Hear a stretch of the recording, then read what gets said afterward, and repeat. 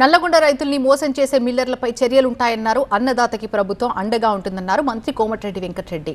MSP ఇవ్వని millers పై కఠిన చర్యలు తప్పవని హెచ్చరించారు. రైతులను బ్లాక్మెయిల్ చేస్తే సహించమంటూ కోమటిరెడ్డి మండిపడ్డారు. అత్యధికంగా నల్లగొండ జిల్లాలో ధాన్యం దిగుబడి ఉంది.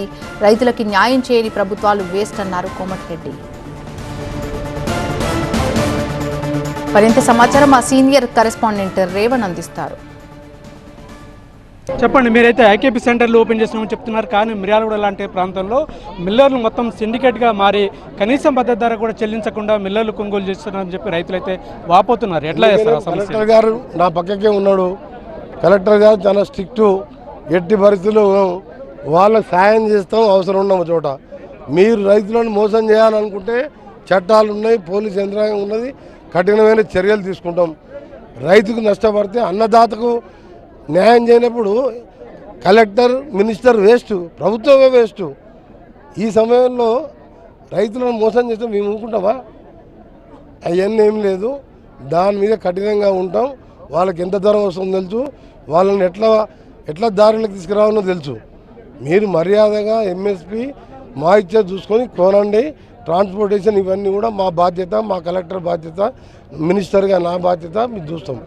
కానీ మీరు రైతులను పిలిచి ఎండలో పెట్టి ట్రాక్టర్లు లైన్లో పెట్టి 1500కు 1600 కొంత మాత్రం చాలా సీరియస్ యాక్షన్ తీసుకుంటాం. ఇంట్లో మాత్రం ఎవరిని వదిలిపెట్టేది లేదు. ఇంట్లో రైతు విషయంలో మేము ఊరుకోం. ఇలా పేదవాని కోసం తెల్ల రేషన్ కార్డు ఇచ్చి సన్న బియ్యం ఇచ్చి 5 లక్షల ఇంధనం మిల్లు ఇచ్చి కాపాడుకున్న ఇలా పేదోళ్ళ ప్రభుత్వం రైతుని ఇబ్బంది పెడితే కన్ను వంచుకొని కూర్చుంటాము. అందుకనే దయచేసి రైతులకు చెప్తున్నా, రైస్ మిల్లర్లకు చెప్తున్నా, మీ బాధలు ఉంటే మా కలెక్టర్కి చెప్పండి, వారు మాకు చెప్తారు, మీ ముఖ్యమంత్రికి చెప్పి మేము పరిష్కరిస్తాం. బ్లాక్మెయిల్ చేయొద్దు. ధాన్యం వచ్చినప్పుడు వెంటనే తీసుకోవాలి. లారీలు గంటలు ఉంటే ఆ టైర్ల మీద లోడ్ పడి ఆ ట్రాన్స్పోర్ట్ వాళ్ళు కూడా లారీలు పంపిస్తలేరు. అంత హెవీ వెహికల్స్ ఉంటాయి. నువ్వు ఒక 2 రోజులు లారీ లోడ్ మీద ఉంటే వాళ్ళు ఏమంటారు, మధ్యలో దింపేసి వెళ్ళిపోతున్నావు, అసలు ట్రాన్స్పోర్ట్ వాడు వస్తలేడు.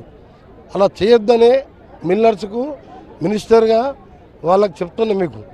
మీకు అన్ని విధాల వ్యాపారం మన నల్గొండ జిల్లా తెలంగాణ కాదు ఏషియాలోనే పెద్ద రైస్ మిల్లు ఉన్న ఇండస్ట్రీ. మేము మా యంత్రాంగం, మా కలెక్టర్ గారు మీకు అన్ని వేళ అండగా ఉంటాం. దయచేసి మీరు రైతులను సహకరించి వచ్చిన ధాన్యం వచ్చినట్టు కొనండి. మీరు ఇది అది తాళని అదని ఇదని అది వర్షాకాలంలో నడుస్తుంది, ఇప్పుడు నడవదు. అలాంటివి లేకుండా వచ్చిన దాన్ని వెంటనే దింపుకోవాలని విజ్ఞప్తి చేస్తున్నాం. అంటే ధాన్యం రైతులను మోసం చేసే మిల్లర్ల పట్ల తీవ్రమైనటువంటి చర్యలు కూడా ఉంటాయని చెప్పి మంత్రి కోమటిరెడ్డి వెంకటరెడ్డి చెప్తున్నారు. కెమెరా పర్సన్ కుశాల్తో రేవణ్, TV9 తిప్పర్తి.